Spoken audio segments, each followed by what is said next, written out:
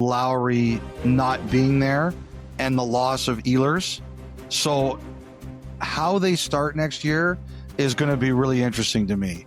You're still going to have Scheifele between Connor and Velarde. You know that you're starting the year with that. And then how does everything look? You had some other lines that looked good during the year, but you're also dealing with some injuries, some losses, like Appleton fit in really well. He's gone. How is everything going to look? The chemistry, the magic at the beginning of the year for the Jets this year. Will they be able to start with anything similar?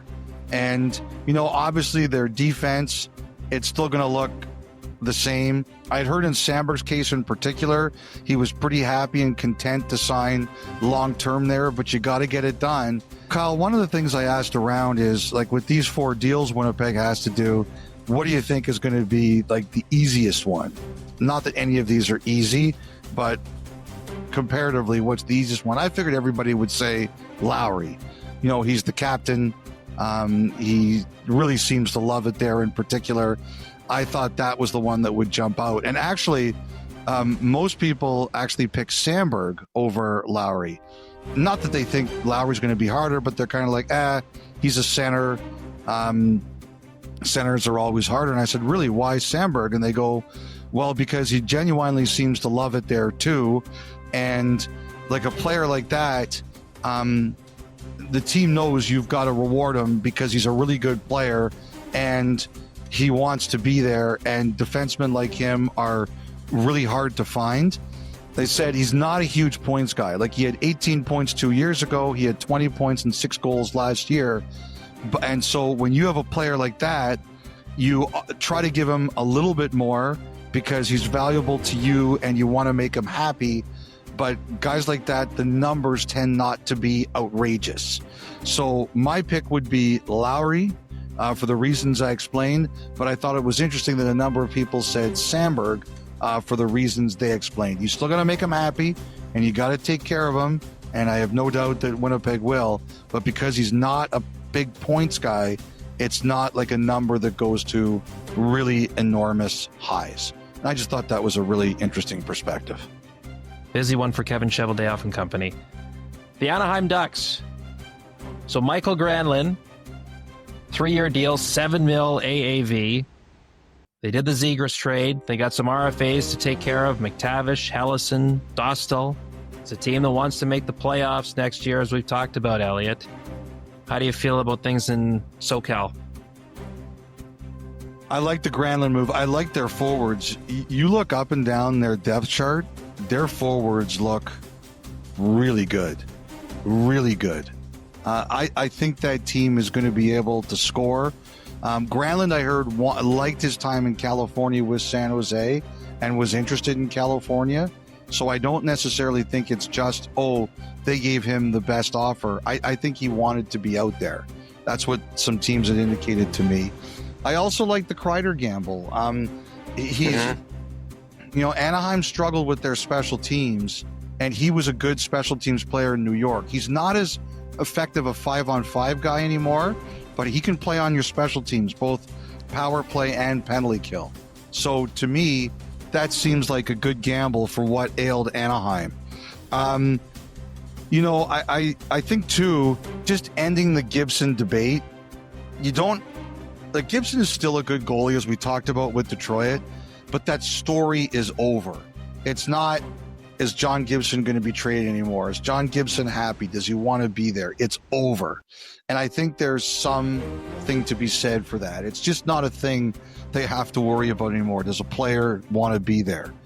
My concern with the Ducks is their lefty. Like, Lacombe took a big step forward next year. He looks like a stud. And I think Zellweger and Minchukov, I think those players both struggled with being in and out of the lineup. Like, I heard at different times last year, both of those players were kind of like, I want to play more. I don't want to be in and out. I'm sitting out too much. And I think Pat Verbeek kind of said, like, both you guys are going to have to be patient. I'm not I'm not trading you, and I'm not promising you anything I don't think you have to earn. Like, Verbeek is old school. He's like, you want it, earn it. And I really have no problem with that attitude. I think at different times in the offseason, other teams called about Zellweger and Mintyukov. Obviously, nothing's happened. And Verbeek has said, no, I'm not doing that. But if you look at the depth chart right now, Kyle, that's their left side of the D. And it's a great opportunity. If it doesn't change, it's a great opportunity for those two kids. But it's where I'd look at with Anaheim and I'd say, okay, look at who you're going up against in the Western Conference and the Pacific Division. That's the area I would be a little bit concerned about that. I think also, too, McTavish, Dostal, they still got to get contracts done with those guys. You know, Verbeek, he's careful, right? I don't think he wants to hand anybody money too quickly. He's like, if you want the money, you're going to have to earn it. And so I think if there's long-term extensions here, they're at numbers that are very favorable to the Ducks, to the point where I'd be surprised. It doesn't mean it can't happen. Like I always say, I said it like 5 times on this podcast, I'm going to say this, and then the opposite will happen. I'll look like an idiot. But I would be shocked if they got long-term deals done at big numbers. I could see Verbeek saying, no, I'm happy doing bridges, and if you get to that point, then we'll do it later. But they got to get to the playoffs. Like I said, I really like their forwards. I really like Dostal. I'm wondering about the left side. Tough division. The other thing I'm curious about is the first time Perry shows up at Anaheim wearing a Kings jersey, do they need defibrillators for every fan in the building? Yes. Because how many Corey Perry Ducks jerseys do you think are still hanging around Orange County? I would think a lot.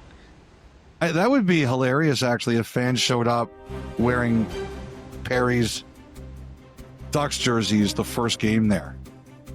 Oh, yes. Yes. Like, they Don't let have us that down, great, Duck fans. You know what? They have that great. Remember, we went last year. We went to that great preseason game, the Kings and the Ducks at the rink in Ontario. Yeah. And there were a ton of Kings fans there, and there were a ton of Ducks fans there.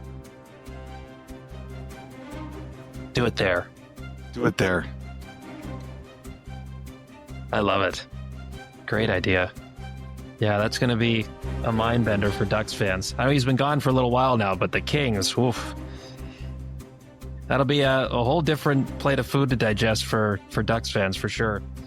All right, the Calgary Flames, Elliot. 6-year deal for Kevin Ball, 2-year deal for Morgan Frost. Craig Conroy said there's going to be a time they go out and take a big swing in free agency, but seems